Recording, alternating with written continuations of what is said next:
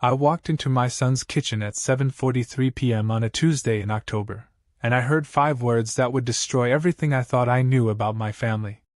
5 words that would turn a 67-year-old man's world upside down and set in motion a chain of events so twisted, so calculated, that even now, 3 years later, I sometimes wake up wondering if it was all just a nightmare. Why is he even still alive? The voice belonged to my daughter-in-law, Sarah. Sweet Sarah, who'd been bringing me homemade apple pie every Sunday for the past 8 years. Sarah, who'd held my hand at my wife's funeral and whispered that she'd always be there for me. Sarah, who was now standing in my son's kitchen, discussing my death like she was planning a grocery list. I'd come over unannounced that evening because I'd been worried about Danny. My boy, though at 34 calling him my boy probably sounds ridiculous, had seemed distant lately.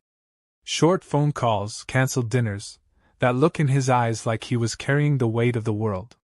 As a father, you never stop worrying, never stop wanting to fix things for your kids, even when they're grown adults with mortgages and problems you can't solve with a bandage and a kiss. The front door was unlocked, which wasn't unusual. Danny knew I had arthritis in my hands and struggled with keys sometimes. "Just come on in, Dad," he'd always say. "Your family." So I did what I'd done 100 times before. I let myself in, called out a hello that got no response, and followed the sound of voices toward the kitchen. But something made me stop in the hallway. Maybe it was the tone, hushed but intense, like conspirators sharing secrets. Maybe it was the way Sarah's voice carried that particular edge it got when she was angry but trying to control it. Or maybe, after 67 years on this earth, you develop an instinct for when something's very, very wrong. I pressed myself against the wall, heart hammering against my ribs like it was trying to escape my chest.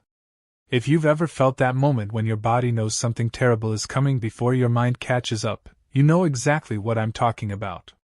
That cold rush of adrenaline, the way your breathing gets shallow, the way time seems to slow down and speed up all at once. And before I could process what I was doing, why I was eavesdropping on my own family, I heard it. Those 5 words that would haunt me for the rest of my life. "Why is he even still alive?" Then my son's voice, low and tired. "Sarah, we can't keep talking about this. Can we? Danny, he's bleeding us dry.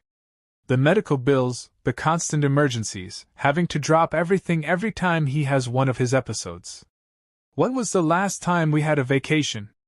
When was the last time we could just breathe without wondering what crisis he's going to create next? Episodes? Medical bills?" I stood there in that hallway, my back pressed against the cool wall, trying to make sense of what I was hearing.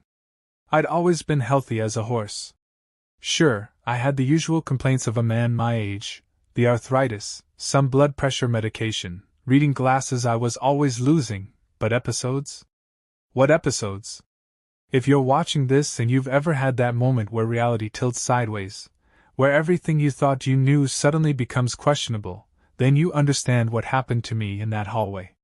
The world didn't just shift, it cracked open like an egg, spilling out truths I wasn't prepared to handle. Hit that subscribe button right now, because what I'm about to tell you next will make you question everyone you trust. And trust me, you're going to want to see how this story ends. "He fell again yesterday," Danny was saying. "Had to leave work early to take him to the ER. 3rd time this month." Sarah's laugh was sharp, bitter. "Fell. Right. You know as well as I do that these aren't accidents anymore. He's manipulating us, Danny. Every time we try to have our own life, suddenly there's another emergency, another reason we have to come running. I hadn't fallen yesterday. I hadn't been to the ER once in the past 6 months, let alone 3 times. But as I stood there, frozen in disbelief, pieces started clicking together in my mind like a jigsaw puzzle I'd been trying to solve without knowing what the picture was supposed to look like. The concerned phone calls from Danny, asking about my health, my balance, whether I'd been feeling dizzy. The way Sarah would insist on helping me down the front steps when I visited, even though I'd been managing stairs just fine for nearly 7 decades. The subtle questions about my medications, my doctor visits, whether I'd updated my will recently.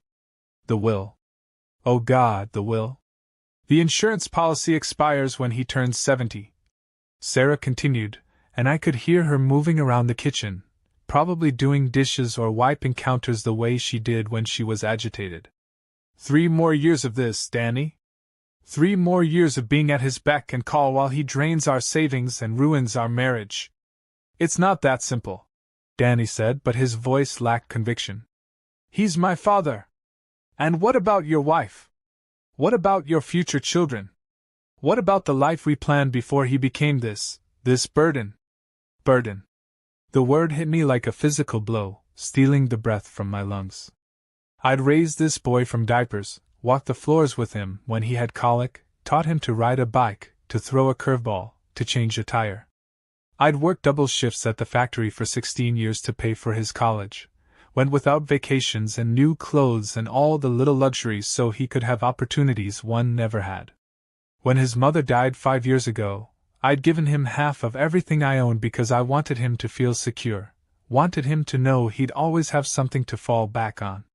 And now I was a burden. You know what has to happen, Sarah said quietly. We both know it. The question is whether you have the courage to do what needs to be done. The silence that followed stretched out like a taut wire, and I found myself holding my breath, waiting for my son's response. Waiting to learn whether the boy I'd raised, the man I'd trusted with everything, was going to choose love or money. Whether he'd stand up for his father or what. I can't, Danny finally whispered, and for just a moment my heart lifted. I can't do that to him, Sarah. Whatever else he is, he's still my dad. Then you're a coward, she spat, and I heard something slam, a cabinet door, maybe, or a dish hitting the counter. And you're going to watch our marriage fall apart while you cling to some misguided sense of loyalty to a man who's already lived his life. Sarah, please. No. I'm done with please. I'm done with patience and understanding and pretending this is sustainable. Either you handle this, or I will. The words hung in the air like poison gas, and suddenly I couldn't breathe, couldn't think, couldn't do anything but stand there and absorb the impossible reality that my daughter-in-law was talking about killing me.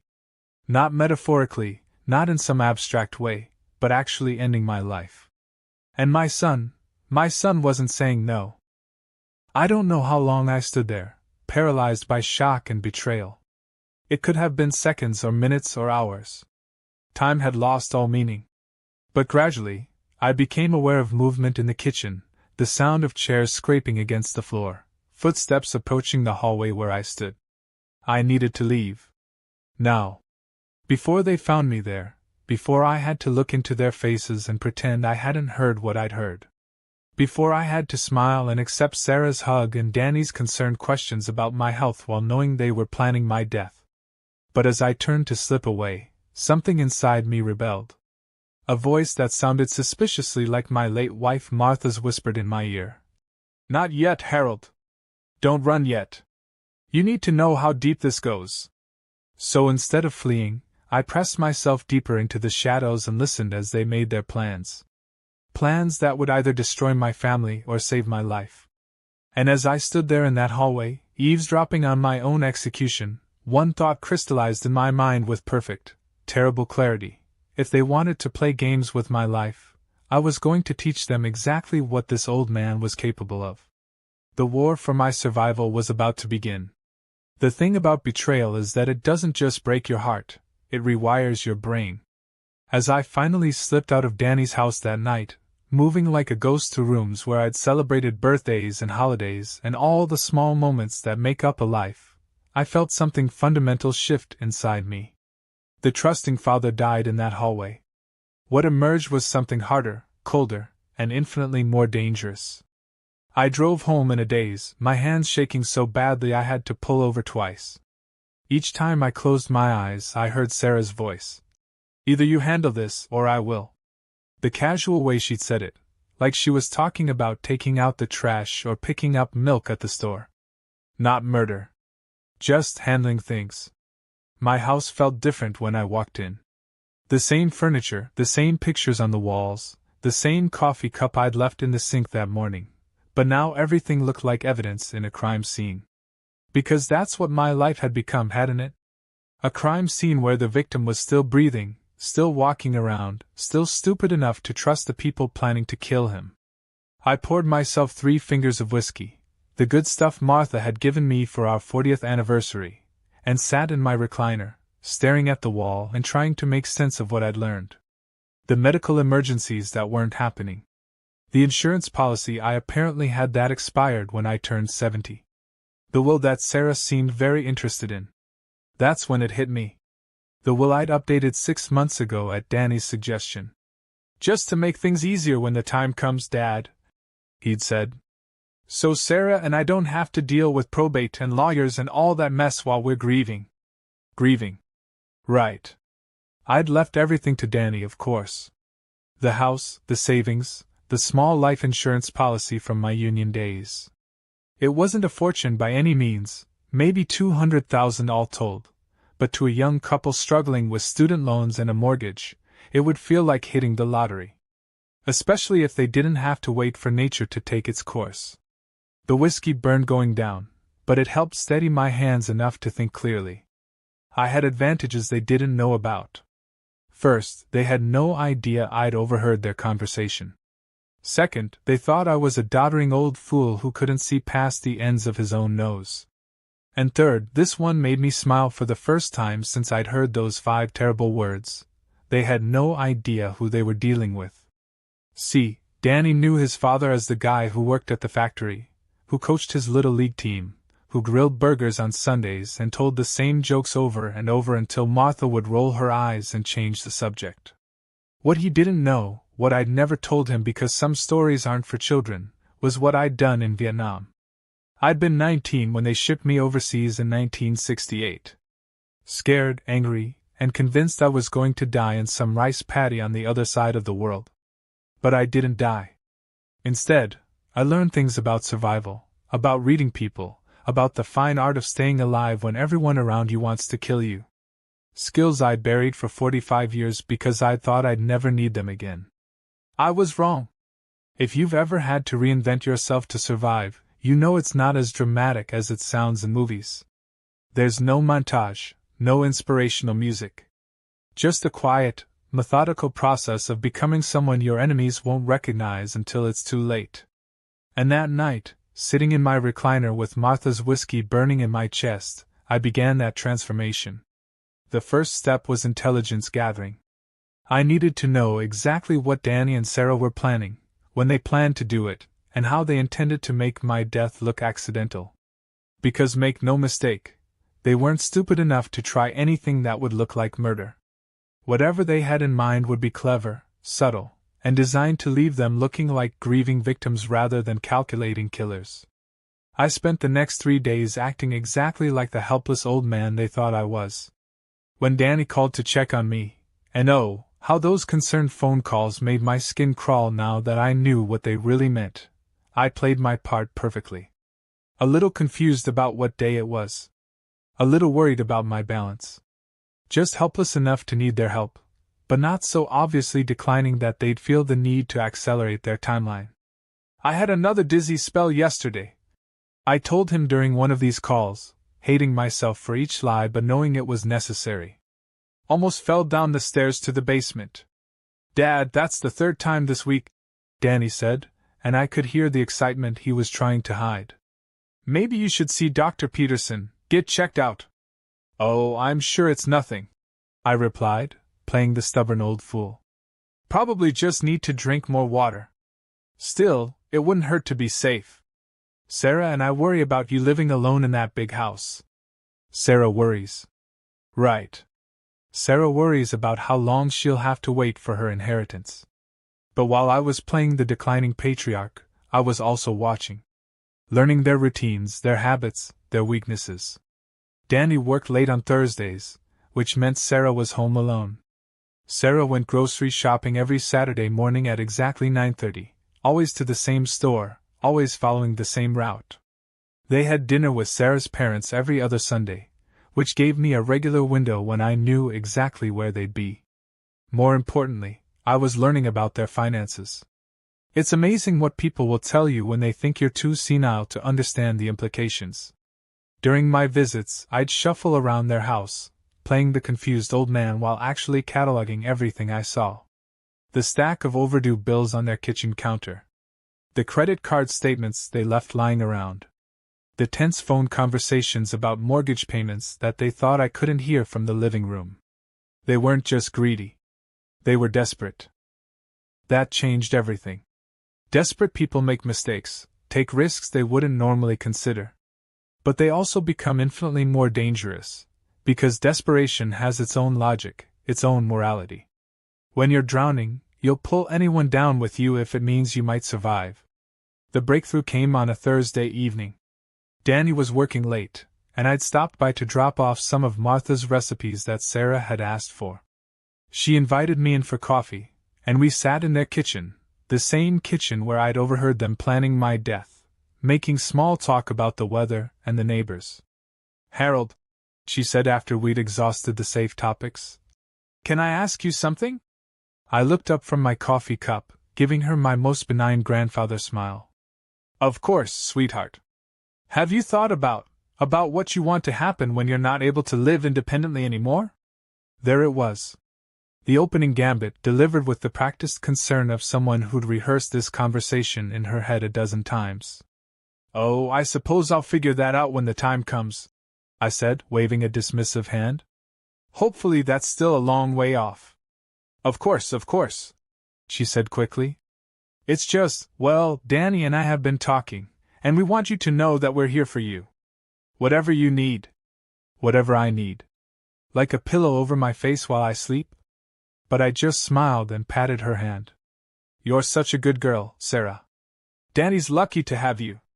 The flash of guilt that crossed her face was so brief I might have missed it if I hadn't been watching for it. But I caught it, and in that moment I knew something crucial: she wasn't a sociopath. She wasn't someone who could kill without conscience. She was just someone who'd convinced herself that murder was justified, that she was doing the right thing for the right reasons. That made her more dangerous, not less. Because people who think they're the heroes of their own stories are capable of anything. "Actually," I said, as if the thought had just occurred to me, "there is something you could help me with." Her eyes brightened with what looked like genuine eagerness. "Anything. I've been having some trouble with the stairs lately. Getting dizzy, losing my balance. I'm worried I might take a tumble one of these days." "Oh no," she said, leaning forward with concern that wasn't entirely fake. "Have you talked to your doctor about it?" "You know how doctors are," I said with a chuckle. "They just want to run expensive tests and prescribe more pills. But I was thinking, maybe you could help me move some things around? Make the house safer for an old man?" The trap was set, baited with exactly what she wanted to hear: an old man acknowledging his weakness, asking for help that would give his killers access to his home and his routines. "Of course we'll help," she said immediately. "Danny and I can come over this weekend, move anything you need." Perfect. This weekend, they'd be in my house, looking for opportunities, making plans. And I'd be watching every move, listening to every word, gathering the evidence I'd need to destroy them both. Because somewhere between that first night in the hallway and this moment in their kitchen, I'd made a decision that would have horrified the man I used to be. I wasn't just going to survive their plot against my life. I was going to make them pay for it. The student was about to become the teacher, and class was about to begin. Saturday morning arrived gray and drizzling, the kind of October weather that makes you want to stay in bed and pretend the world outside doesn't exist. But I was up before dawn, coffee in hand, going over my plans one more time. Danny and Sarah would be here at 10 to help me make the house safer, and I intended to use every minute of their visit to gather intelligence. I'd spent Friday evening preparing my performance. Scattered a few pill bottles around the bathroom counter. Left my reading glasses in strange places. Even practiced a subtle tremor in my left hand, nothing too dramatic, just enough to sell the image of a man whose body was betraying him bit by bit. The doorbell rang at exactly 10 o'clock. Sarah was nothing if not punctual. "Dad!" Danny's voice carried that forced cheerfulness people use when they're talking to invalids or small children. "How are you feeling today?" "Oh, you know," I said, opening the door with deliberately slow movements. Some days are better than others. Sarah kissed my cheek, and I had to fight the urge to recoil. Knowing what I knew, her touch felt like ice against my skin. But I smiled and hugged her back, playing the grateful father-in-law. We brought some tools, Danny said, holding up a toolbox I'd bought him for Christmas 3 years ago.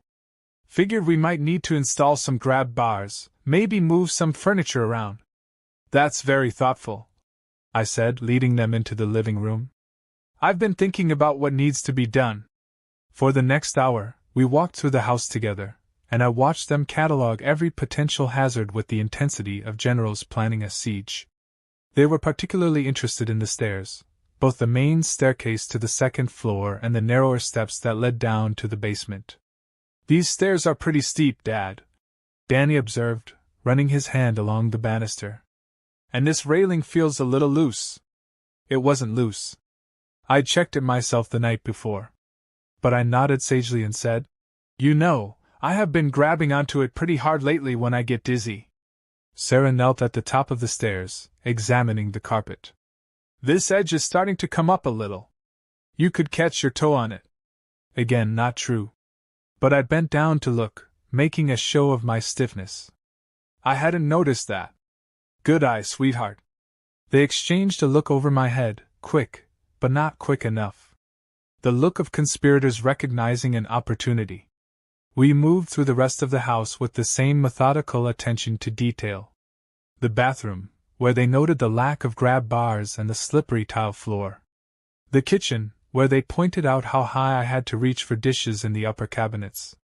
The basement, where they spent an unusual amount of time examining the concrete floor and discussing how dangerous it would be if someone fell down those stairs. But the most revealing moment came when we were in my bedroom. Sarah was looking through my medication bottles. Just to make sure you're not taking anything that might cause dizziness, she'd said, when Danny started asking about my daily routine. What time do you usually go to bed, Dad? Oh, around 10:30, 11, I said. Sometimes earlier if I'm tired. And you sleep pretty soundly? The question was casual, but something about the way he asked it made my skin crawl. Like a baby, I lied. The truth was, I'd barely slept since overhearing their conversation. Why? Just wondering. Sometimes older people have trouble with insomnia. Sarah rejoined the conversation from across the room. What about sleeping pills? Do you ever take anything to help you sleep? Sometimes, I said carefully. Dr. Peterson prescribed something a while back, but I don't like how groggy it makes me feel the next morning. Another look passed between them. Quicker this time, but loaded with meaning. They were building a picture in their minds, an old man who slept deeply, who took medication that might interact with other drugs, who lived alone in a house full of potential accidents waiting to happen. If you've ever felt like prey being sized up by predators, you know the peculiar mixture of fear and rage that was building in my chest. But I kept my face neutral, kept playing my part, because I needed to know exactly how they planned to kill me. The answer came during lunch. Sarah had insisted on making sandwiches, and we were sitting around my kitchen table when the conversation turned to my upcoming birthday. 70 in December, Danny said, shaking his head. Hard to believe. Time flies, I agreed. Your mother always said birthdays after 50 were just God's way of reminding you to appreciate what you have. We should do something special, Sarah suggested. Maybe a nice dinner? Or a small party? That's sweet of you to think of it, I said. But you know me, I'm not much for fuss. Still, Danny insisted. It's a milestone. 70 years is worth celebrating. That's when it clicked. The insurance policy that expired when I turned 70. They had a deadline, and it was my birthday. Whatever they were planning, it had to happen before December 15th. Less than 2 months away. The realization must have shown on my face, because Sarah leaned forward with concern. Harold? Are you feeling all right? You look a little pale.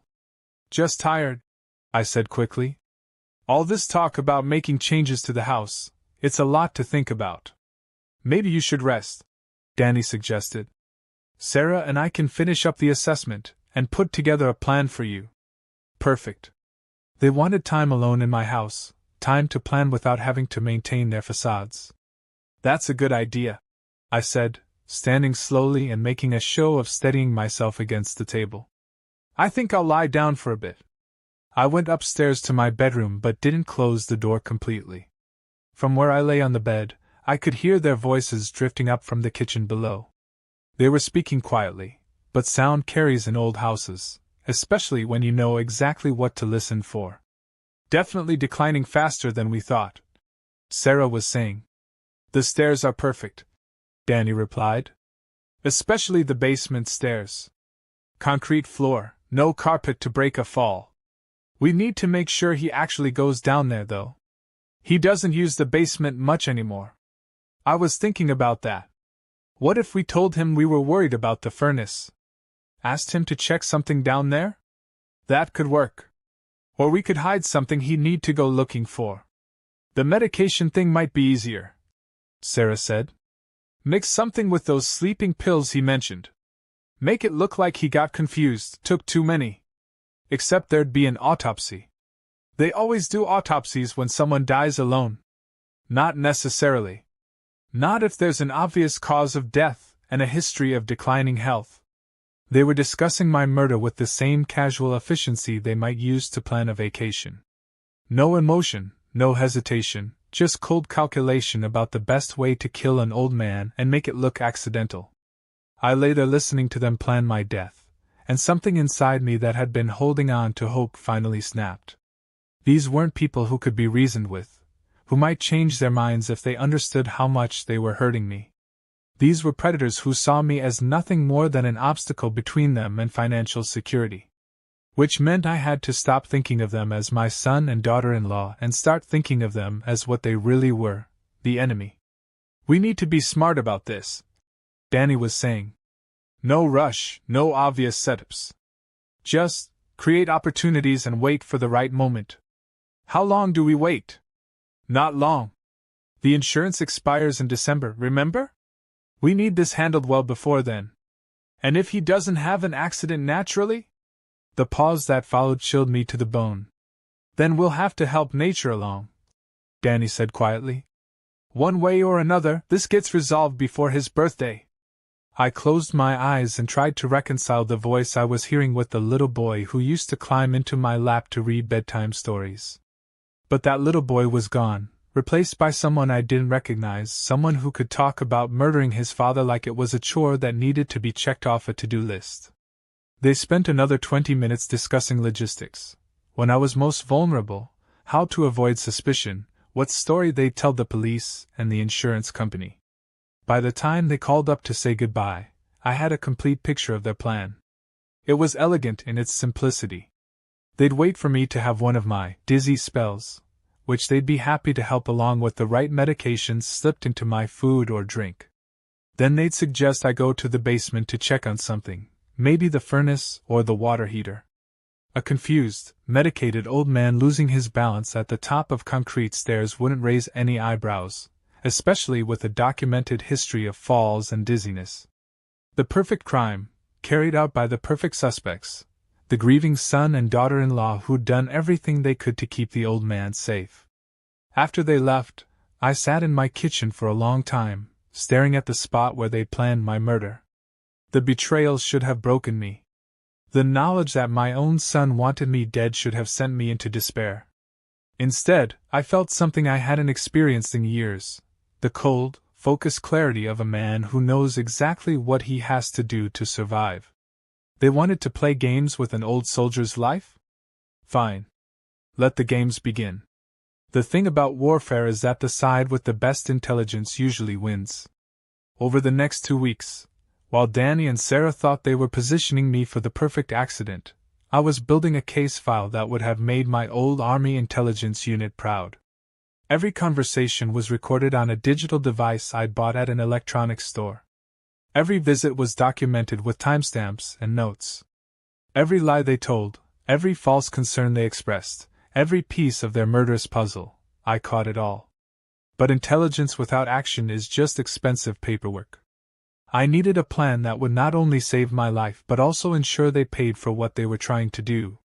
Because somewhere in those sleepless nights after discovering their plot, I'd realized something that surprised even me. I wasn't content to just survive anymore. I wanted justice. No, that's not entirely true. I wanted revenge. The plan that began to form in my mind was deliciously simple. If Danny and Sarah wanted Harold Mitchell to die in a tragic accident, then that's exactly what would happen. The only problem with their perfect crime was that the victim would still be breathing when the credits rolled. But first, I needed help. Not the kind of help you find in the phone book, but the kind you only get when you know people who owe you favors from a long time ago. Fortunately, I knew exactly who to call. Tom Rodriguez had served in my unit in Vietnam. We'd kept in touch over the years, Christmas cards and the occasional phone call, but we'd drifted apart the way old soldiers do when the war becomes history instead of memory. What I remembered about Tom was that he'd gone into private security after his service, built a successful business helping people disappear when they needed to disappear. People like witnesses in federal cases, abused spouses fleeing dangerous husbands, whistleblowers who'd made powerful enemies. Tom specialized in making people vanish so completely that even their own mothers couldn't find them. Which was exactly what I needed. I called him on a Thursday afternoon, using the secure number he'd given me decades ago, hoping it still worked. Rodriguez Security. A voice answered. Older now, gravelly from too many cigarettes, but unmistakably Tom. Tom, it's Harry Mitchell. From the 101st. The pause that followed stretched just long enough to make me wonder if he'd forgotten me. Then, Jesus Christ, Harry. Haven't heard that name in, 15 years? Something like that. Listen, Tom, I need to ask you about a hypothetical situation. Hypothetical? He chuckled. Sure it is. What kind of hypothetical are we talking about? I told him. Not everything. I wasn't ready to admit out loud that my own son was trying to kill me, but enough to paint the picture. An old man who needed to disappear, to fake his own death convincingly enough to fool both the authorities and the people who wanted him gone. That's not hypothetical, Harry, Tom said when I finished. That's Tuesday for me. But it's not cheap, and it's not reversible. You go down this road, there's no coming back from it. I understand. Do you? Because what you're talking about means giving up everything. Your name, your house, your entire identity. Harold Mitchell would be dead, legally and practically. You'd become someone else, someone with no history, no connections to the life you've lived for 70 years. The weight of what he was describing settled on me like a lead blanket. Everything I'd built, everyone I'd known, every memory tied to the name Harold Mitchell, gone. It would be like dying without the benefit of actual death. But what was the alternative? Wait around for Danny and Sarah to poison me or push me down the stairs? Spend the rest of my days looking over my shoulder, wondering when they'd decide I was taking too long to die naturally? How would it work? I asked. Tom outlined the process with the professional detachment of someone who'd done this many times before. A staged accident that would leave enough forensic evidence to convince investigators, but not enough of a body to raise uncomfortable questions. A car over a bridge into deep water, maybe, or a house fire with the gas line conveniently severed. Meanwhile, I'd be halfway across the country with a new name, new documents, and a cash nest egg that would let me start over somewhere nobody would think to look. The key, Tom explained, is making sure your enemies believe they've won. They need to think you're dead, need to feel safe enough to drop their guard. That's when they make mistakes, when they get sloppy. And then? Then that's up to you. Some people use their second chance to disappear completely, start fresh and never look back. Others. He paused meaningfully. Others use their freedom to settle old scores. If you've ever stood at a crossroads where every path leads away from the life you've known, then you understand the vertigo that gripped me in that moment. I was about to trade everything familiar for the chance to become someone my enemies would never see coming. I need time to think about it, I said. Don't take too long, Tom replied. From what you've told me, time isn't something you have a lot of. He was right. Halloween was 2 days away, which meant my 70th birthday was just 6 weeks away. 6 weeks for Danny and Sarah to manufacture my accident before their insurance deadline expired. But as I hung up the phone, I realized I'd been thinking about this all wrong. I'd been focused on surviving their plot, on escaping their trap. What I should have been thinking about was turning their trap into mine. That night I called Danny. My voice shook just enough to sound authentically concerned, authentically old and afraid. "Son, I need to talk to you about something." "What's wrong, Dad?" The concern in his voice was perfect. If I hadn't known better, I would have believed he actually cared. "I've been thinking about what you and Sarah said about the house being dangerous. And well, I had another episode today." "What kind of episode?" "Dizzy spell. Bad one. I was coming up from the basement, and I almost didn't make it up those stairs." The silence on the other end of the line was pregnant with possibilities. I could practically hear the wheels turning in his head. "Dad, that's serious. Maybe we should talk about other living arrangements. Assisted living or—" "No," I said quickly. "I'm not ready for that. Not yet. But maybe you were right about making some changes around here. Safety modifications." "Of course, Dad. Whatever you need." "There's something else," I continued, laying the groundwork for what would either be my salvation or my grave. "I've been thinking about updating my will again. Making sure everything's in order, just in case." Another pause. Shorter this time, but loaded with meaning. That's very responsible of you," Danny said carefully. "Do you want me to help you with the paperwork? Would you? I know Sarah has experience with legal documents from her job." "Absolutely. We could come over this weekend, help you get everything organized." "Perfect." They thought they were being handed the keys to the kingdom, invited to help plan the distribution of assets they were already scheming to inherit. What they didn't know was that they were walking into a carefully constructed snare. "There's one more thing," I said, playing my trump card. "I want to make sure I have copies of all the important documents stored somewhere safe. Maybe in that safety deposit box at the bank.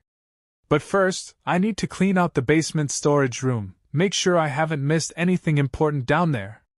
Dad, you shouldn't be going up and down those basement stairs by yourself. Not after what happened today."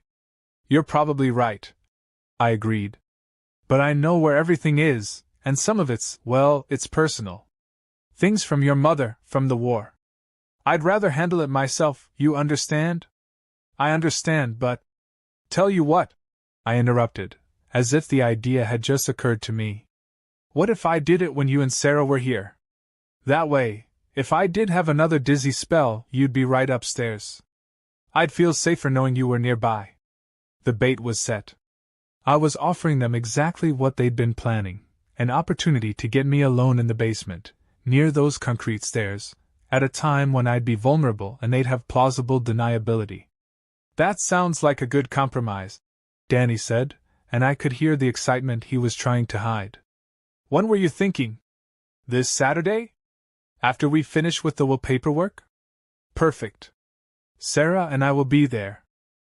After I hung up, I sat in my chair and tried to process what I just set in motion. In 3 days, I would either be dead or free. There was no middle ground, no safety net, no way to call off what I'd started once the dominoes began to fall. The next 48 hours were the longest of my life. I went through the motions of my normal routine: grocery shopping, doctor's appointment, coffee with the neighbors, but everything felt surreal, like I was watching someone else live my life while I prepared for my death. Or rather, Harold Mitchell's death. I spent Friday evening writing letters I'd never send, saying goodbye to people who never know I was gone. A letter to my brother in California, who I talked to maybe twice a year but who'd been my best friend when we were kids. A letter to my old factory supervisor, thanking him for 30 years of steady work. A letter to Martha's grave, telling her I was sorry for what I was about to do but that I hoped she'd understand why I had to do it. The hardest letter was the one I wrote to Danny. Not the man who was planning to kill me, but the little boy he'd been, the son I'd raised and loved and been proud of. I told him about the baseball games and the camping trips, about the pride I'd felt watching him graduate college, about the dreams I'd had for his future. I told him I loved him, even now, even knowing what he'd become. Then I burned all the letters in the fireplace and scattered the ashes. Saturday morning arrived cold and bright, the kind of November day that makes you grateful for central heating and hot coffee. Danny and Sarah showed up at 9, all smiles and helpful concern, carrying a briefcase full of legal documents and a toolbox full of lies. We spent the morning going over my will, making the changes they thought would benefit them. I played the confused old man perfectly, asking the same questions multiple times, needing everything explained in simple terms. What they didn't realize was that every signature, every change, every seemingly innocent modification was being documented by the recording device in my shirt pocket. "I think that covers everything," Sarah said around noon, organizing the papers with the efficiency of someone who'd clearly done this before. "Your affairs are completely in order now." "Good," I said, standing stiffly from the kitchen table. "Now I can tackle that basement project with a clear conscience." They exchanged a look. The one I'd been waiting for, the one that said everything I needed to know about their intentions for the afternoon. "Are you sure you're up for that today, Dad?" Danny asked. "You seem a little tired." "I'll be fine," I assured him. "Especially knowing you two are here if I need help." We trooped down to the basement together, and I watched them catalog every opportunity, every potential accident waiting to happen. The steep stairs with their wooden handrail. The concrete floor. The boxes stacked high enough to create blind spots. The ancient furnace with its maze of pipes and ducts that could easily conceal evidence. "This is a lot of stuff, Harold," Sarah observed, surveying the decades of accumulated belongings. "Are you sure you want to go through all of it today?" "Just the important things," I said, moving toward the far corner where I'd strategically placed a box labeled Martha's papers. "I want to make sure I haven't missed any insurance documents or bank statements." What I was really doing was positioning myself exactly where I needed to be for the final act. Back to the stairs, between them and the only exit, in the perfect position for what they thought would be an accidental fall. I bent over the box, making a show of my stiffness, my vulnerability. Behind me, I heard the soft whisper of footsteps on concrete, the subtle shift of two people moving into position.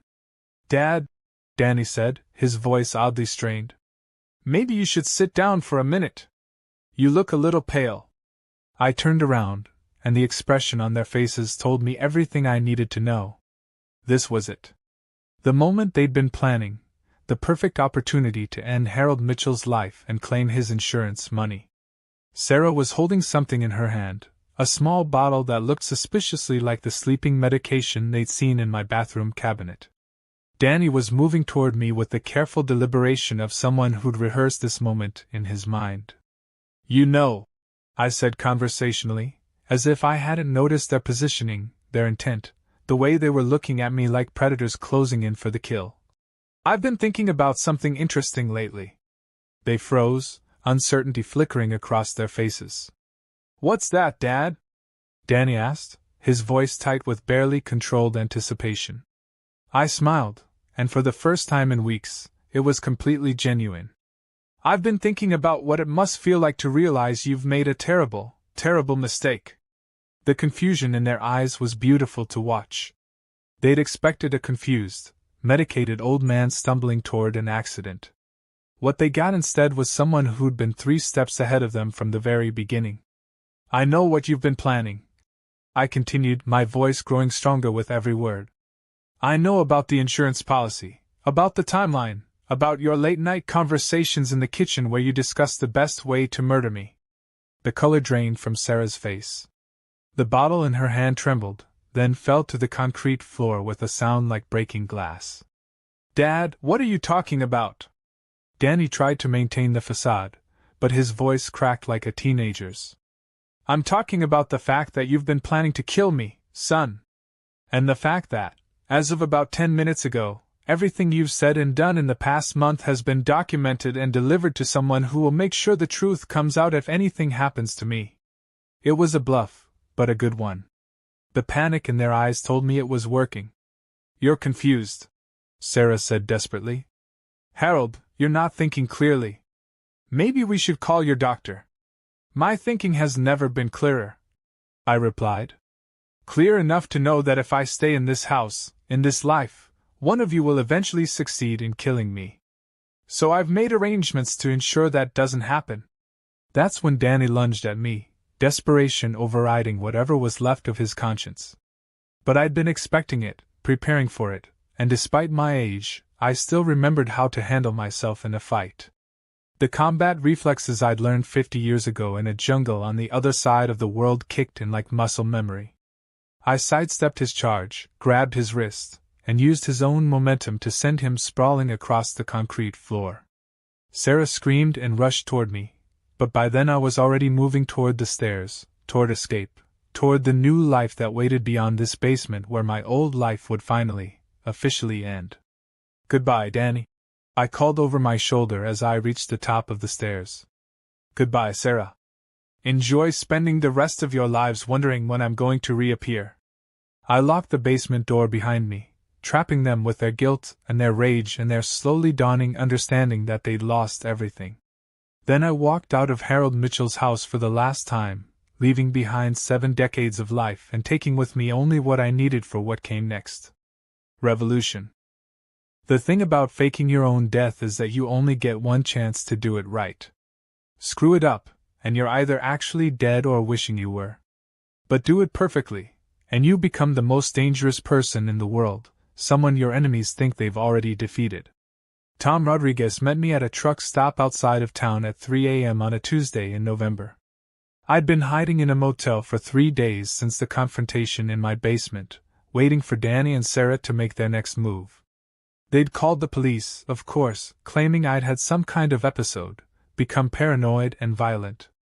The officers who'd taken their statement found no evidence of wrongdoing, just a concerned son and daughter-in-law worried about an elderly man who might be suffering from early dementia. Perfect. Let them think they'd won that round. Tom looked older than I remembered, grayer around the edges, but his eyes still held that sharp intelligence that had made him one of the best intelligence officers in our unit. He slid into the booth across from me and ordered black coffee from the tired-looking waitress. "You sure about this, Harry?" he asked without preamble. "Because once we start, there's no going back." I pushed a manila envelope across the table. Inside were copies of all the recordings I'd made, all the evidence of Danny and Sarah's plot, along with detailed instructions about what to do with the information if something went wrong. I've never been more sure of anything in my life. Tom opened the envelope, scanned the contents, and let out a low whistle. "Jesus, Harry. Your own son?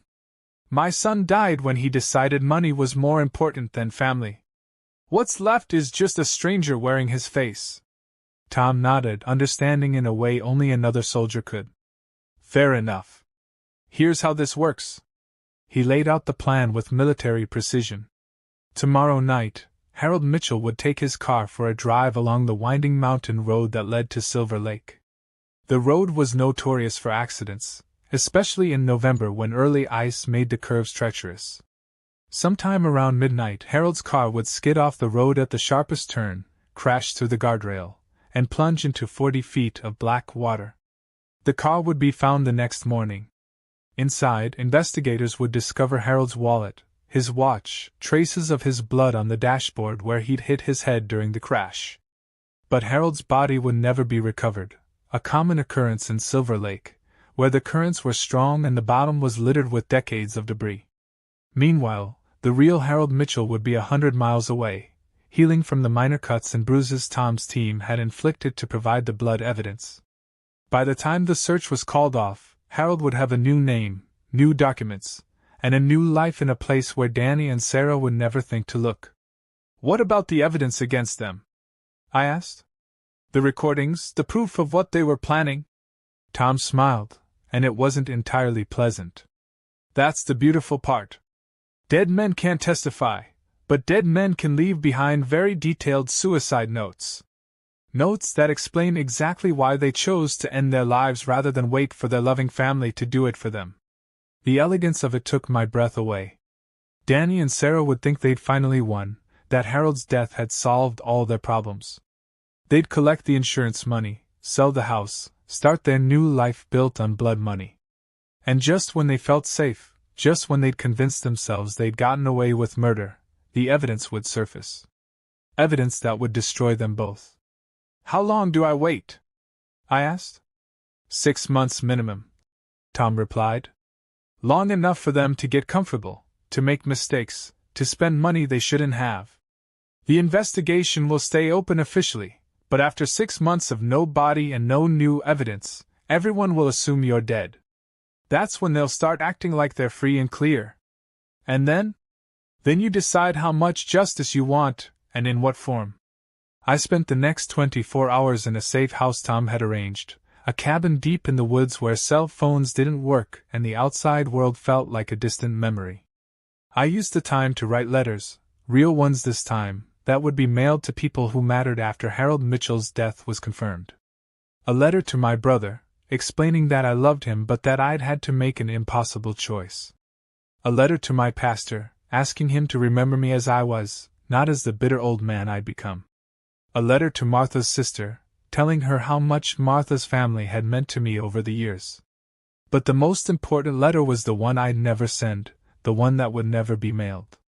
It was addressed to the man I used to be, to Harold Mitchell, the father, the husband, the decent human being who'd tried his best to live a good life. It was an apology for what I was about to become, and a promise that someday, justice would be served. The crash went exactly as planned. Tom's people were professionals, and they'd staged accidents like this before. They used a remote-controlled device to send my car over the guardrail at precisely the right spot, at precisely the right speed, with precisely the right amount of damage to suggest I'd been inside when it happened. I watched from a hill overlooking the lake, using night vision binoculars to see my old life disappear beneath the dark water. It should have felt liberating, I suppose, or at least final. Instead, I felt empty, hollowed out, like someone had reached inside my chest and removed everything that made me human. Harold Mitchell was dead. What remained was something harder, colder, infinitely more dangerous. The next morning, I was 3 states away, recovering in a small apartment Tom had rented under the name of Robert Freeman. My new identity, complete with social security number, credit history, and a plausible backstory that would hold up under casual scrutiny. Robert Freeman was a retired accountant from Phoenix, widowed, no children, no close family.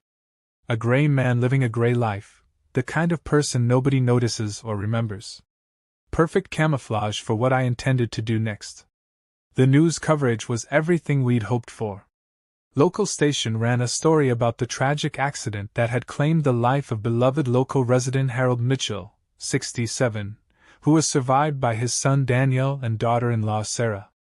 The reporter mentioned Harold's recent struggles with health issues and suggested that perhaps he'd been driving too fast for the conditions, trying to prove to himself that he was still capable of independence. Danny and Sarah played their parts perfectly.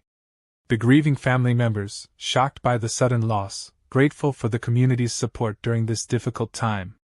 Sarah even cried during her interview, real tears that would have fooled anyone who didn't know what I knew about her capacity for deception. They held a memorial service 2 weeks later. I watched the live stream from my apartment, studying the faces of people I'd known my entire adult life as they said goodbye to a man they thought was dead. It was surreal, like watching my own funeral from beyond the grave. Which, I suppose, was exactly what it was. The most interesting moment came during Danny's eulogy. He spoke about his father's dedication to family, his work ethic, his quiet dignity in the face of life's challenges. He talked about the lessons Harold had taught him, about the importance of integrity and loyalty, and doing the right thing even when it was difficult. The irony was so thick I could have choked on it. But what really caught my attention was the way Danny kept glancing at Sarah during his speech, the way his voice wavered when he talked about family loyalty. For just a moment, I thought I saw a flicker of the boy I'd raised, the son who might have chosen differently if he'd been stronger, braver, better than he actually was. Then the moment passed, and he was just another stranger attending a dead man's funeral. After the service, I watched them accept condolences from neighbors and coworkers, watched them play the role of grieving survivors with the skill of professional actors. But I also watched them exchange glances when they thought no one was looking, the quick touches that said everything about their relief, their excitement, their barely contained celebration. They thought they'd won. They thought their problems were solved, their future secured by the death of an inconvenient old man. They had no idea that their real problems were just beginning. Over the next few weeks, I monitored their activities through methods Tom had taught me. Social media posts that showed them dining at expensive restaurants. Credit card purchases that suggested a lifestyle well beyond what they should have been able to afford on Danny's salary. A sudden interest in travel, in luxury items, in all the things they'd been denied while Harold Mitchell's medical expenses drained their resources. They were spending the insurance money before they'd even received it, so confident were they that their crime had been perfect. But perfect crimes exist only in theory. In practice, there's always something left behind, some small thread that, when pulled, unravels the entire tapestry of deception. In Danny and Sarah's case, that thread was their own greed, their inability to wait a reasonable amount of time before starting to enjoy their blood money. 6 months after Harold Mitchell's death, they put his house on the market. The asking price was aggressive. They wanted to cash out quickly, to convert every asset into money they could spend or hide.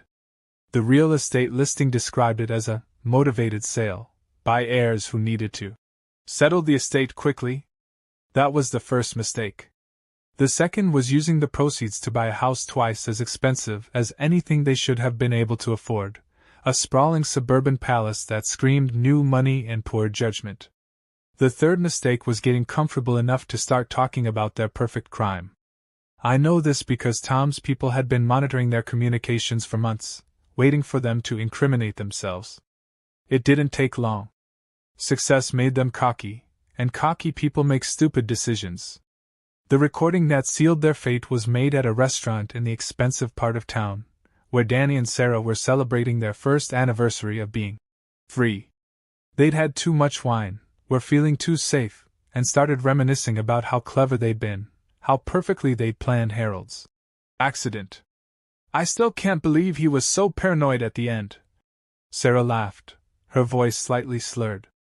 "All that nonsense about knowing what we were planning. Like he was some kind of criminal mastermind instead of a confused old man." "He made it easier, though," Danny replied. "Acting so erratic, so obviously declining. Made the whole thing more believable." "Do you ever feel bad about it?" Sarah asked, but her tone suggested the answer was no. "Sometimes," Danny admitted. "But then I remember what our life was like before, how trapped we felt, how impossible it was to get ahead with him bleeding us dry. He was going to die anyway, probably within a few years. We just accelerated the timeline." "To Harold," Sarah said, raising her glass, "for finally doing something useful with his life." They clinked glasses and laughed, toasting the murder of the man who'd raised one of them and trusted both of them with his life. That recording, along with everything else Tom's team had gathered, was currently sitting in a safe deposit box, waiting for the right moment to surface. The moment when Danny and Sarah felt most secure, most certain that they'd gotten away with their perfect crime. That moment was coming soon. Very soon. Because Robert Freeman might be patient, might be willing to wait for justice. But Harold Mitchell's ghost was growing restless, and ghosts, as everyone knows, have their own sense of timing. The dead man was ready to rise, and when he did, there would be a reckoning unlike anything Danny and Sarah could imagine. Living as a dead man changes you in ways you can't imagine until you've done it. For 8 months, I watched the world through Robert Freeman's eyes, gray, careful, forgettable Robert Freeman who paid his rent on time and nodded politely to neighbors whose names he never learned. But underneath that bland exterior, Harold Mitchell's ghost was planning, waiting, building toward a moment of revelation that would shatter everything Danny and Sarah thought they knew about their perfect crime. The transformation wasn't just psychological. Tom's people had done excellent work creating my new identity, but maintaining it required constant vigilance. Robert Freeman had different habits, different mannerisms, a different way of moving through the world. He was more cautious where Harold had been trusting, more observant where Harold had been generous with his assumptions about human nature. Most importantly, Robert Freeman understood something that Harold Mitchell never had, that sometimes the only way to achieve justice is to become someone your enemies will never see coming. The first phase of my plan was information gathering. Through Tom's network, I learned everything about Danny and Sarah's new life. Their routines, their finances, their relationships, their vulnerabilities. What I discovered was exactly what I'd expected. Two people drunk on their own success, convinced they'd committed the perfect crime and increasingly careless about covering their tracks. They'd moved into their new house, a 4-bedroom colonial in an upscale neighborhood where the median income was 3 times what Danny made at his job. When neighbors asked how they could afford such a place, they had a ready story about a life insurance settlement from Harold's death. Tragic, but life goes on, and Harold would have wanted them to be comfortable. The house became their first weakness. It was too expensive, too visible, too obviously beyond their means.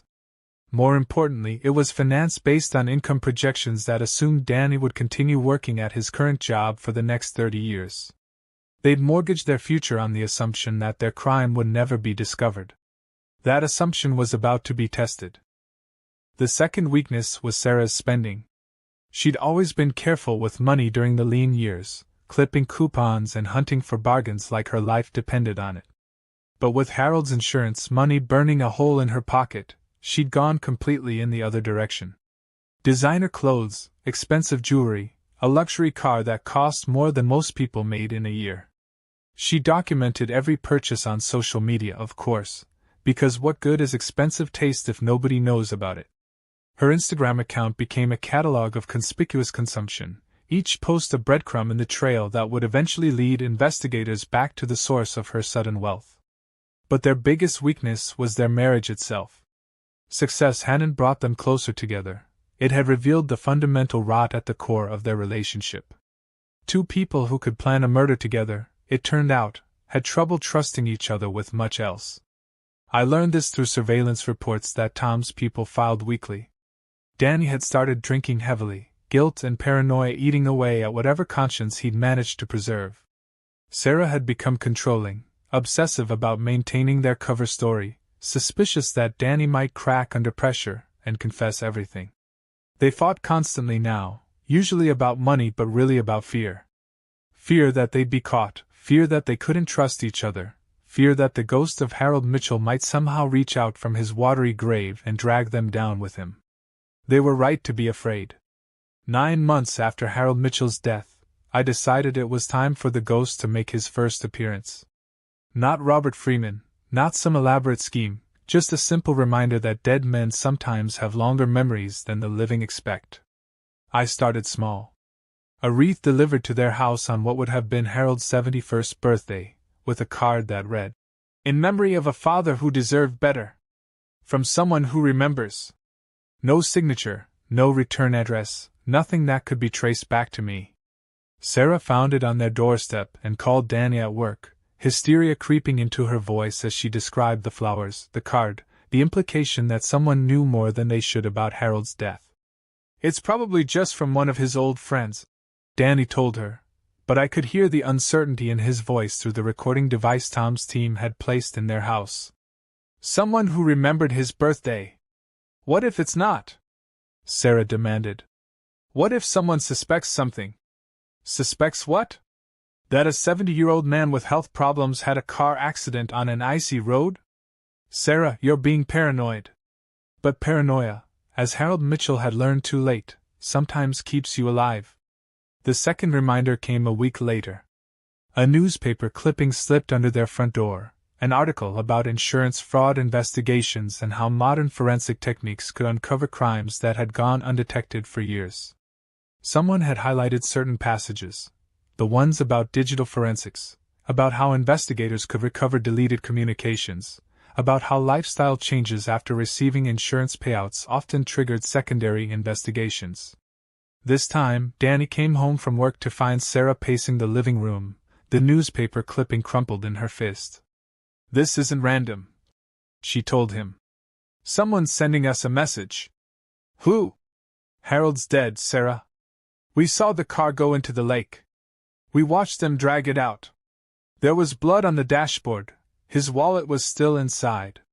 He's dead. Then who's doing this? Danny didn't have an answer for that, but I did.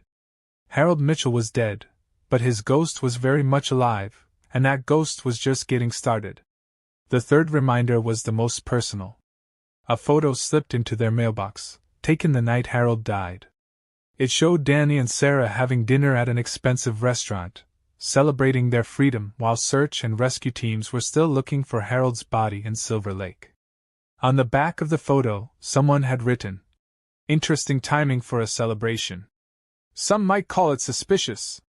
This time, they didn't discuss the message at home where Tom's microphones could pick it up. Instead, they drove to a parking lot on the other side of town and sat in their car, windows up, voices low, trying to figure out who was haunting them and what that person wanted.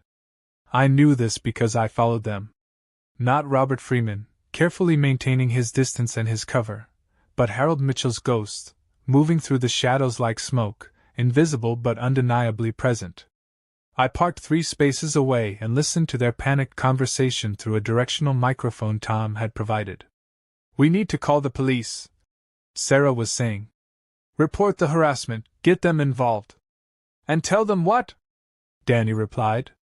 "That someone's sending us anonymous messages about Dad's accident? What if they start asking questions we don't want to answer? What if they already know something?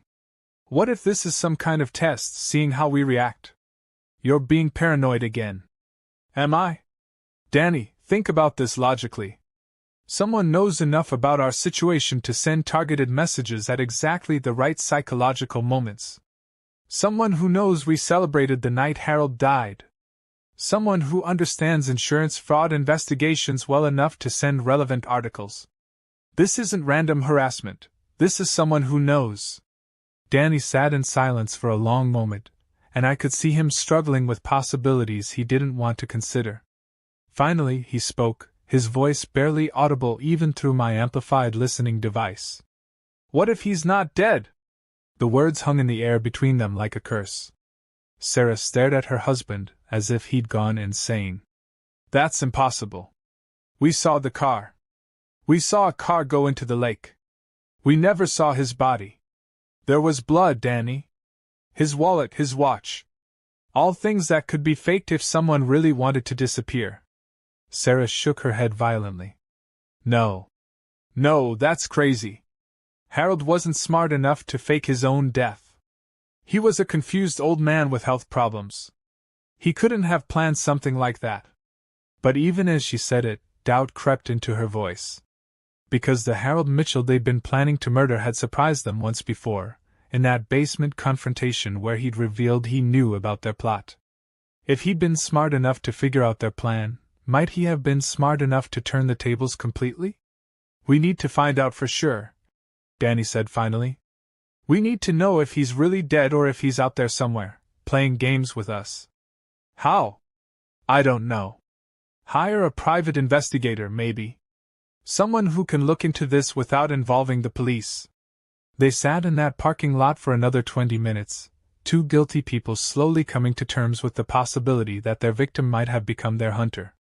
By the time they drove home, they were no longer celebrating their perfect crime. They were afraid. Which was exactly where I wanted them. Over the next few weeks, I escalated the psychological pressure. More photos appeared. Danny entering a jewelry store where he'd bought Sarah an expensive necklace with insurance money. Sarah at a luxury spa, charging treatments to a credit card that should have been maxed out months ago. The two of them looking at vacation brochures for destinations they couldn't afford on Danny's salary alone. Each photo came with a simple message. "Enjoying Harold's money?" They hired a private investigator, just as I'd expected they would. A competent professional who specialized in insurance fraud cases, recommended by a lawyer who'd helped them handle Harold's estate. They told him they were being harassed by someone who seemed to know details about their personal finances, and they wanted to identify their stalker.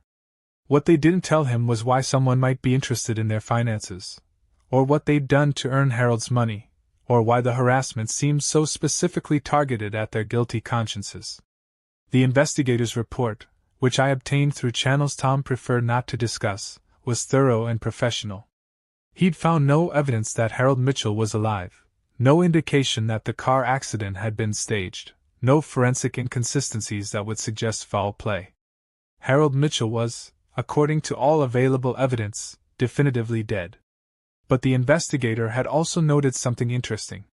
The harassment campaign showed a level of sophistication and inside knowledge that suggested either law enforcement involvement or someone with professional intelligence gathering capabilities. Either possibility should concern Danny and Sarah, because both suggested they were dealing with someone far more dangerous than a random crank. The investigators' advice was simple: if they had nothing to hide, they should contact the police immediately. If they did have something to hide, they should consider the harassment a warning and modify their behavior accordingly. Danny and Sarah chose a third option. They decided to run. I learned about their plan through the listening devices Tom's people had placed throughout their house. Sarah had found a job opportunity in another state, a convenient excuse to relocate quickly and quietly. They would sell the house, liquidate their assets, and disappear into a new life where Harold Mitchell's ghost couldn't find them. It was a smart plan, actually. If I'd been a normal stalker or a conventional blackmailer, distance and new identities might have been enough to escape me. But I wasn't normal, and I wasn't conventional. I was a dead man with infinite patience and resources they couldn't imagine. More importantly, I was Harold Mitchell's ghost, and ghosts, as everyone knows, aren't bound by the normal rules of geography. If they wanted to run, I was perfectly happy to let them try. It would make what came next so much more satisfying. Because the ghost was done with warnings and psychological pressure. The time had come for a more direct approach. Harold Mitchell was about to rise from his grave, and when he did, Danny and Sarah would learn that some crimes carry consequences that last longer than a lifetime. The dead man was coming home. If you've stuck with me this far, if you've listened to this old man's tale of betrayal and revenge, then you understand that what happened next wasn't just about justice. It was about something deeper, something that cuts to the very core of what it means to be human. It was about the moment when a dead man decides that being dead gives him a freedom the living can never understand. Danny and Sarah's plan to run was elegant in its simplicity. Sarah had indeed found a job offer in Colorado, a marketing position with a tech startup that needed someone with her background immediately.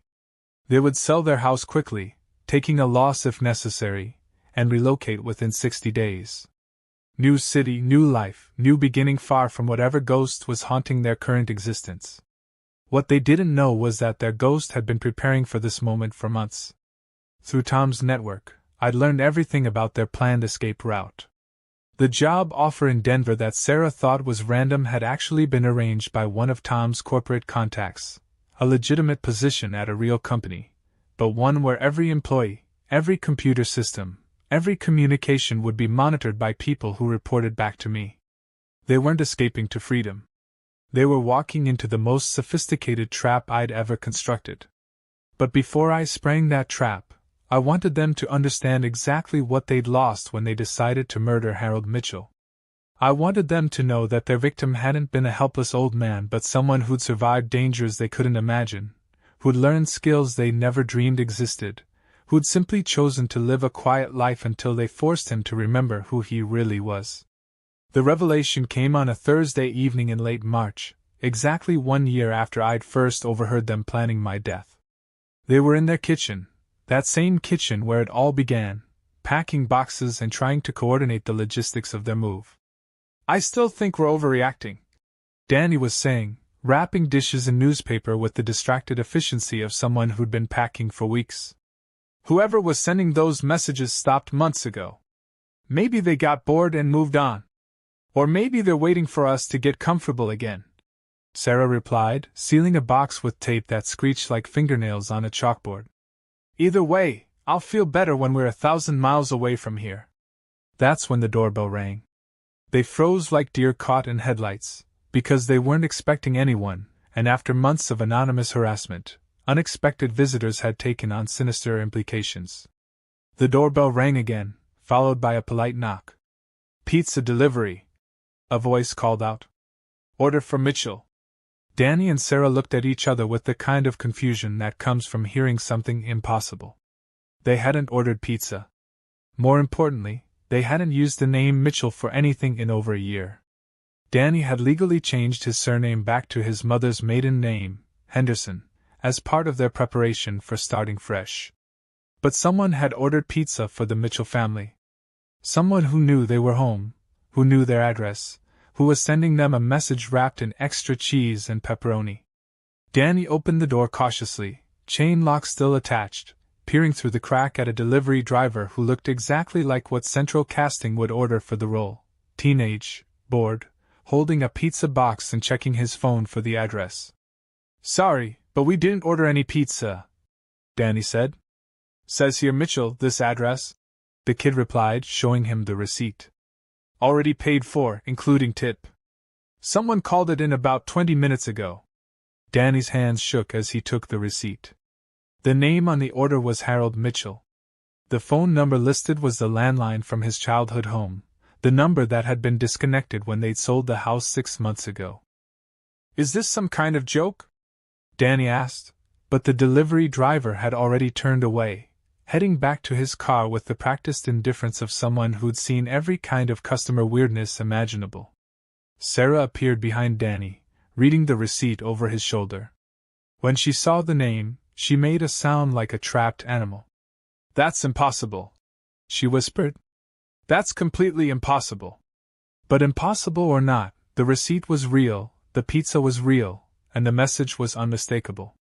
Harold Mitchell was still placing orders, still calling their house, still very much in their lives despite being very much dead. They brought the pizza inside with the kind of grim fascination people show for car accidents. Sarah opened the box on their kitchen counter, and that's when they found the real message. The pizza had been arranged to spell out words in pepperoni. "Miss me yet?" If you're wondering how I managed that particular touch, the answer is that teenage pizza makers are remarkably creative when you tip them well enough and ask nicely. The kid who delivered it had no idea he was part of something larger. He just thought some old guy was playing a prank on his family. Which, in a way, I suppose I was. But the pizza was just the opening act. The real show began 30 minutes later when their landline rang, the house phone they'd been planning to disconnect before the move but hadn't gotten around to yet. Danny answered on the third ring, his voice tight with the kind of control that comes from expecting the worst. "Henderson Residence." "Hello, son." 2 words. That's all it took to shatter whatever composure he'd managed to maintain. The phone slipped from his fingers and clattered to the floor, but the speaker was loud enough for both of them to hear the voice that couldn't possibly be speaking to them. Harold Mitchell's voice. Older now, rougher around the edges, but unmistakably the man they'd murdered a year ago. Sarah grabbed the phone with shaking hands. "Who is this? What do you want?" "I want to have a conversation with my family," the voice replied, calm and reasonable and absolutely impossible. "I want to know how you're enjoying the house you bought with my blood money." "Harold is dead," Sarah said, the words coming out like a desperate prayer. "We saw the accident. We buried him. You can't be. Can't be what? Can't be alive? Can't be watching you? Can't be disappointed in the people I trusted with everything I had?" Danny had sunk into a kitchen chair, his face pale as printer paper. "Dad?" The word came out broken, uncertain. "Did you really think it would be that easy?" Harold's voice continued conversational now, like he was discussing the weather. "Did you really think you could murder me in my own basement, and just walk away to live happily ever after?" "We didn't murder anyone," Sarah said, but her voice cracked on the lie. "No?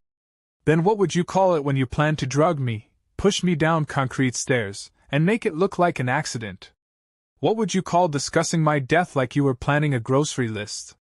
The silence that followed stretched out like a taut wire. Finally, Danny found his voice. "How are you alive?" "I'm alive because I'm smarter than you gave me credit for. Because I learned things in Vietnam that I never told you about, because I have friends you never knew existed, and because I've spent the last year watching you spend my insurance money while you celebrated my death." "What do you want?" Sarah asked, and for the first time, I heard genuine fear in her voice. Not the paranoid anxiety that had been eating at them for months, but real, primal terror at the realization that their victim was still breathing. "I want you to understand something," Harold replied.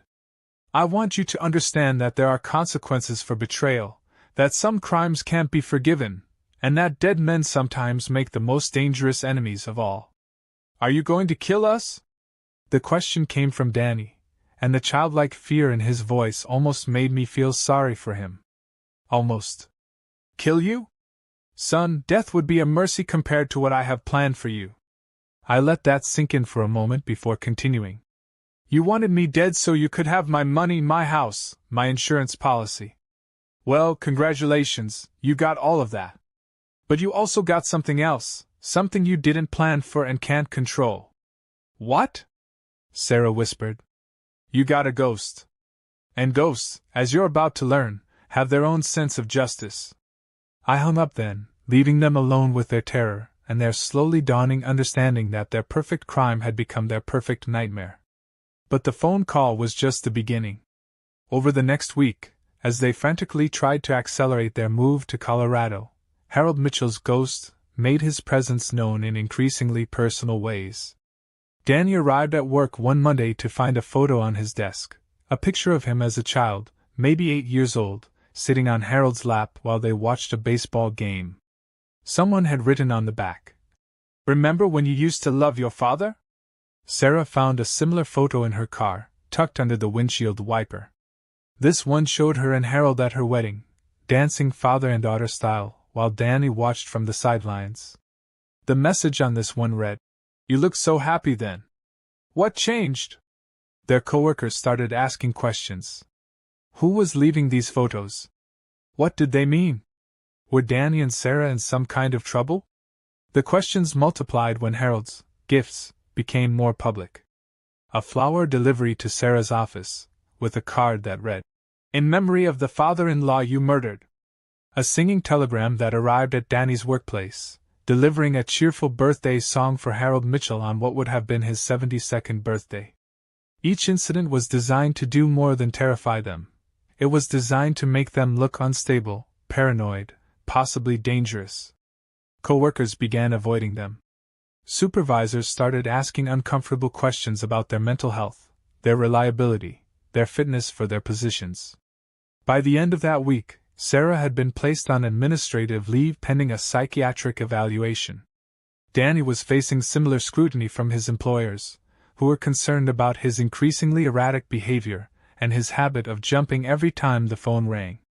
Their carefully constructed new life was crumbling before they'd even left town. But I wasn't done with them yet. Not by a long shot. Because what they'd done to Harold Mitchell went beyond simple murder. It was a betrayal that struck at the very heart of what family is supposed to mean.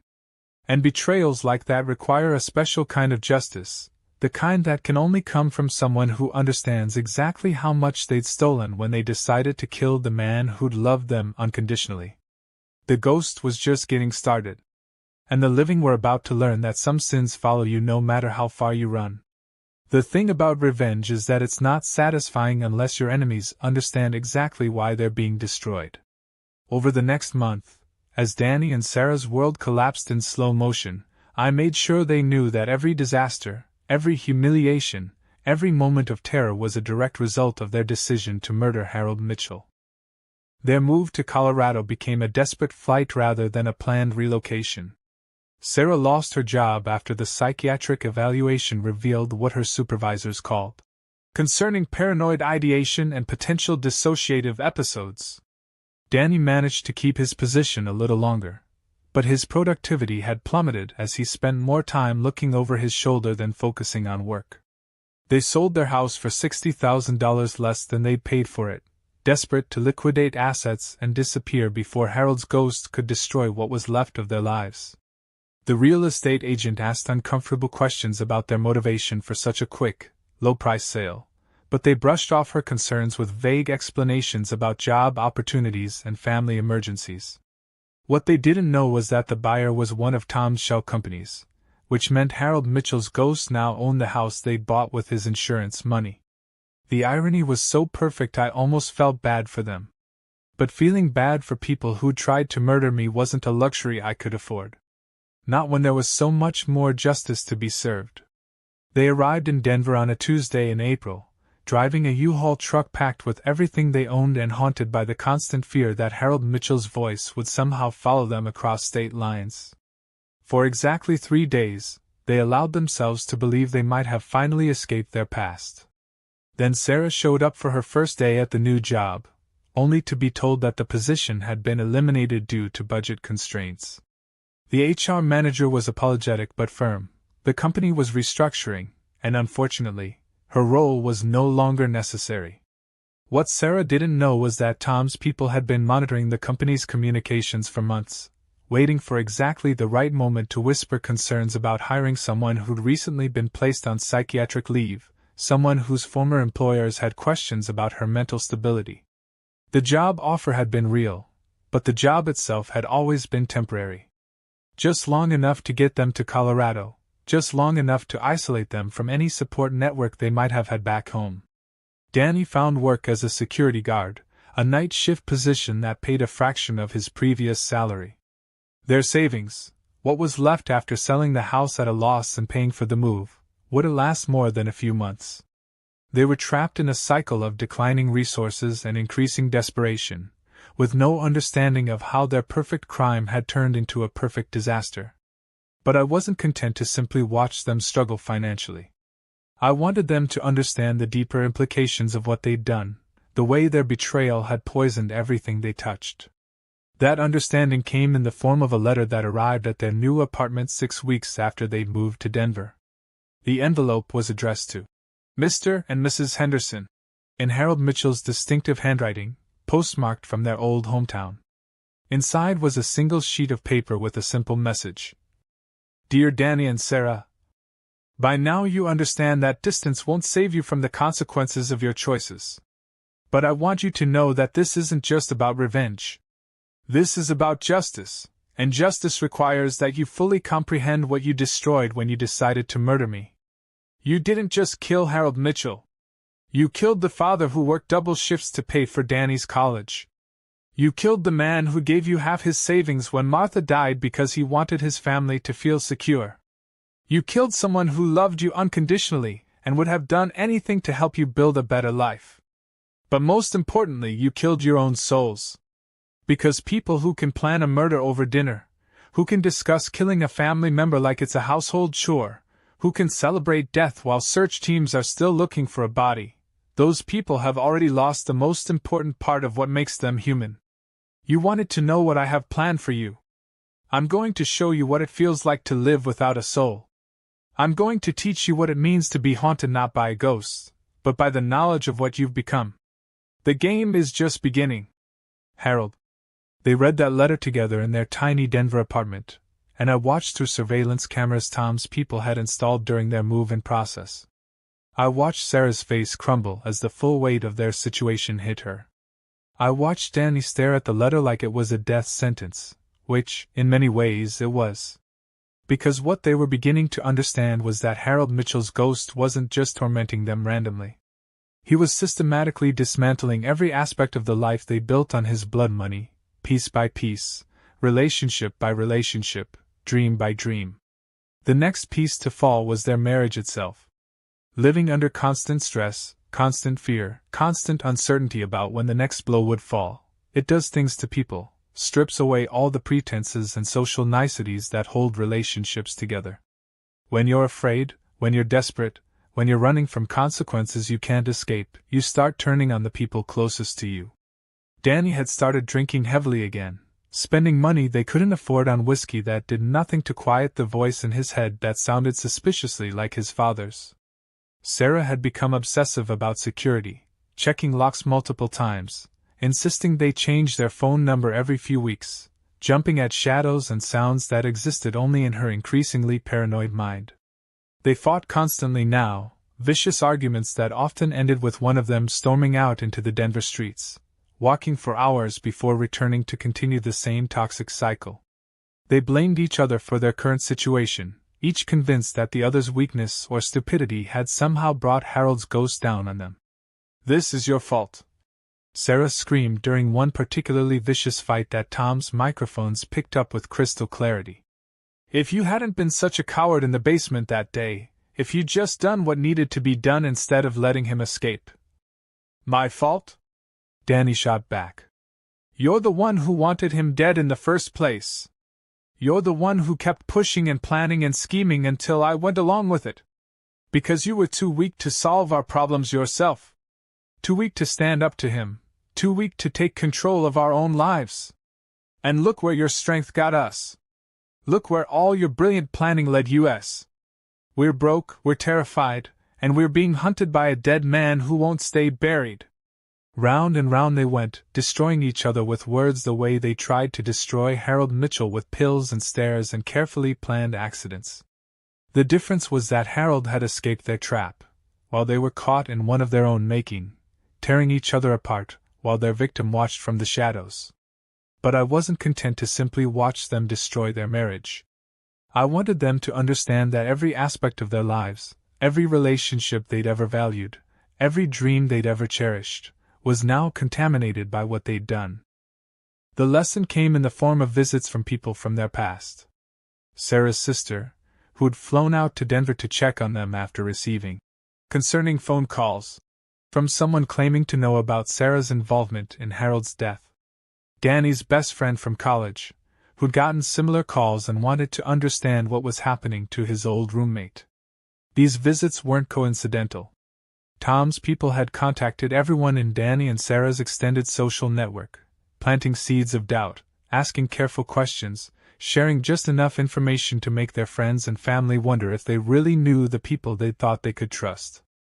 "Someone called me last week," Sarah's sister explained during a tense conversation in their apartment. "Said there were things I should know about Harold's death, about insurance money and suspicious behavior." "Sarah, what's going on?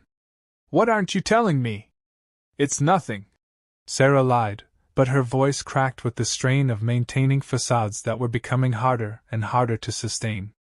"Someone's been harassing us, making up stories. Probably someone from the old neighborhood who has some kind of grudge." "A grudge about what?" "Sarah, you're scaring me. You look like you haven't slept in weeks. Danny's drinking like a fish, and now strangers are calling your family asking about murder? What the hell is happening?" They couldn't explain without confessing, couldn't defend themselves without revealing the truth, couldn't maintain their relationships without destroying what was left of their credibility. They were trapped in a web of their own lies, and every struggle to break free only pulled the threads tighter around them. By the end of summer, they'd been cut off from everyone who'd once cared about them. Friends stopped returning calls. Family members made excuses to avoid visits. Co-workers, the few Danny had managed to befriend at his security job, started giving him wide berth after someone started leaving anonymous notes about his violent past and family troubles. They were completely alone now, two people who'd murdered for money discovering that blood money comes with interest payments that compound daily. But I still wasn't finished with them. Because the worst thing they'd done wasn't killing Harold Mitchell, it was believing they could get away with it. It was the arrogance of thinking an old man's life was worth so little that his death wouldn't matter to anyone.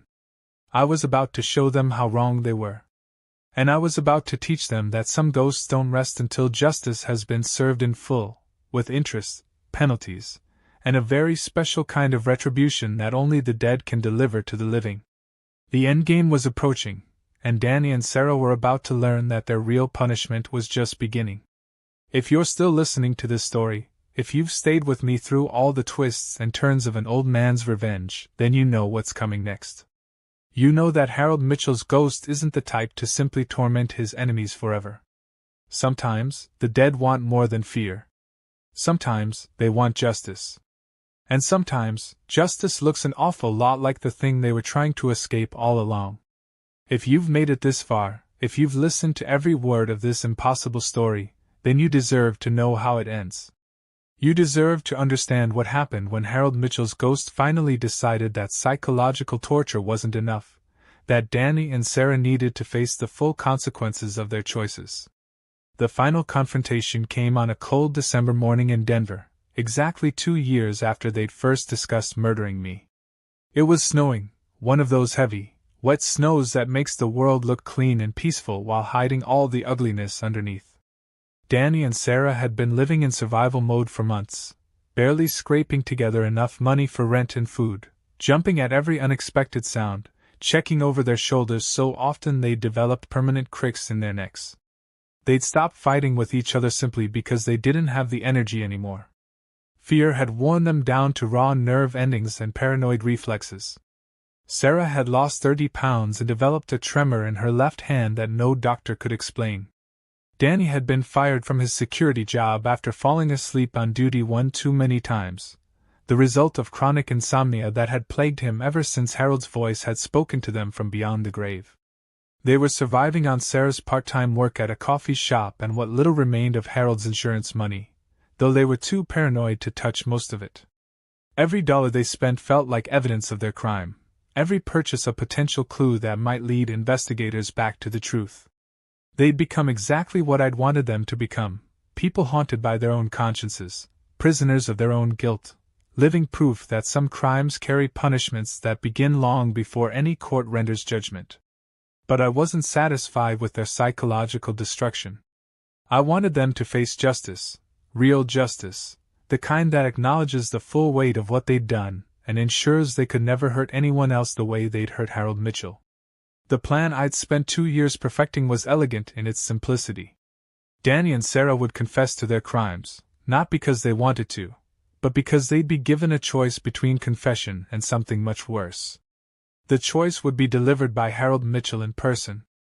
I'd been planning this moment for months, working with Tom's people to create a scenario that would force a final confrontation while ensuring that every word, every admission, every detail of their confession would be recorded and admissible in court.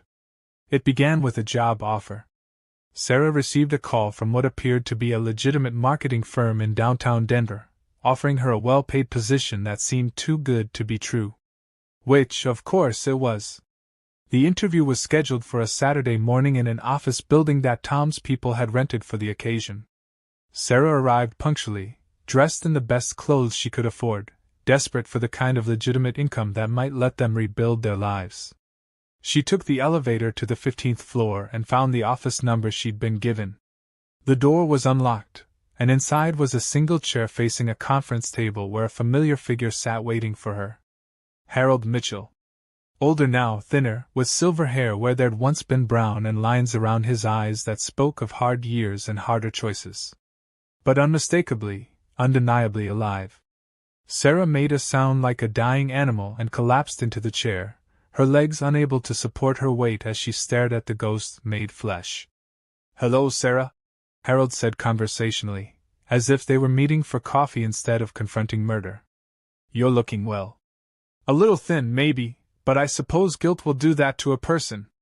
"You're dead," she whispered, the words coming out like a prayer or a curse. "I saw the accident. We searched the lake. You're dead." "I was dead," Harold agreed. "Dead to my old life, dead to the people who betrayed me, dead to the father who loved unconditionally and got murder plots in return. But Harold Mitchell had to die so that justice could live. What do you want?" "I want you to tell me about the insurance money," Harold said, producing a digital recorder and placing it on the table between them. "I want you to tell me about the pills you were going to slip into my food, about the basement stairs you thought would make the perfect accident scene, about the way you and Danny celebrated my death while search teams were still looking for my body." "I won't." "You will," Harold interrupted, and for the first time, Sarah heard something in his voice that made her blood freeze. Not anger, not hatred, but the cold certainty of someone who held all the cards and was perfectly willing to play them. "Because if you don't confess to murdering Harold Mitchell, then Robert Freeman, that's my legal name now, by the way, is going to have to call the police and report a very disturbing conversation he overheard 2 years ago. A conversation between Daniel Henderson and his wife, discussing the best way to kill an elderly relative for insurance money." He produced a small device that looked like an old-fashioned tape recorder, but was actually state-of-the-art digital equipment. "This contains recordings of every conversation you and Danny had about murdering me, every plan you made, every detail you discussed.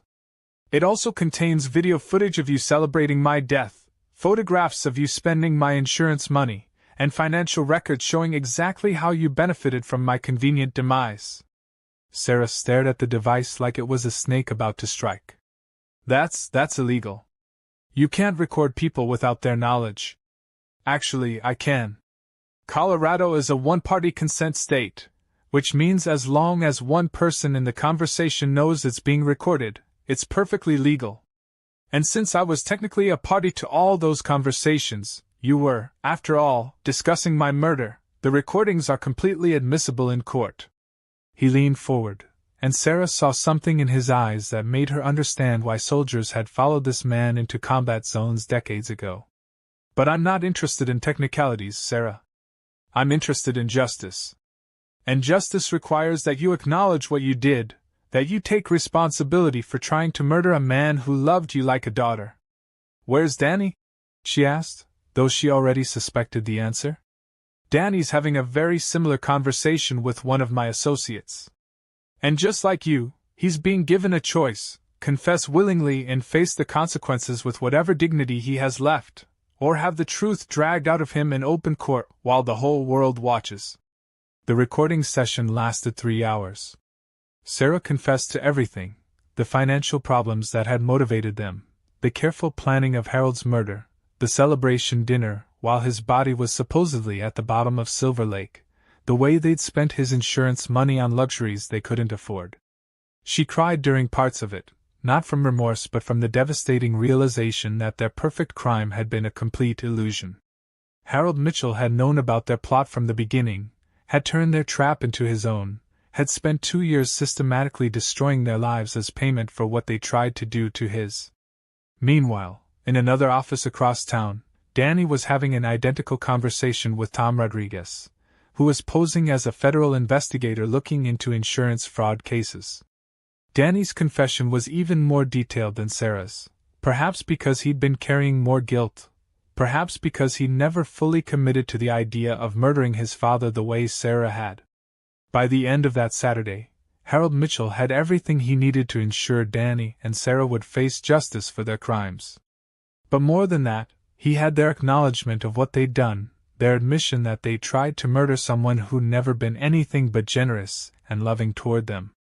The confessions were turned over to the Denver District Attorney's Office the following Monday, along with all the supporting evidence Tom's people had gathered over the past 2 years. The case was airtight. 2 people had confessed on tape to planning and attempting to commit murder for financial gain, and there was mountains of corroborating evidence to support every detail of their admissions. Danny and Sarah were arrested at their apartment that evening, charged with conspiracy to commit murder, insurance fraud, and a dozen related offenses. The bail was set so high they couldn't afford it, which meant they'd be spending the months before their trial in county lockup, thinking about what they'd lost and what they'd become. The trial, when it finally happened, was a media sensation.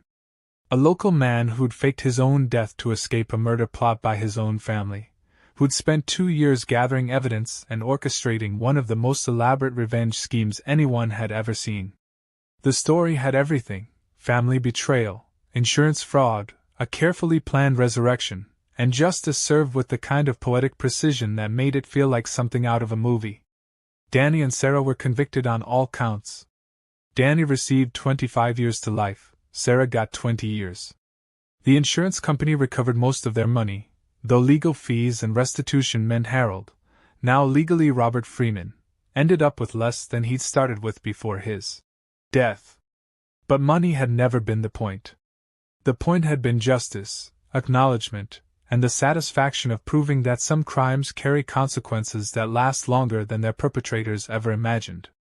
As I sit here now, 3 years after Harold Mitchell died and Robert Freeman was born, I sometimes wonder if I went too far. If a father should have found a way to forgive his son, if mercy might have been more appropriate than the kind of systematic revenge I orchestrated. But then I remember Sarah's voice saying, "Why is he even still alive?" And I remember that they weren't just planning to kill me, they were planning to do it while I slept, trusting and defenseless in my own home, believing that the people I loved would never harm me. Some betrayals are too deep for forgiveness. Some crimes require a punishment that fits not just the act but the callousness behind it. Danny and Sarah wanted Harold Mitchell dead so they could have his money.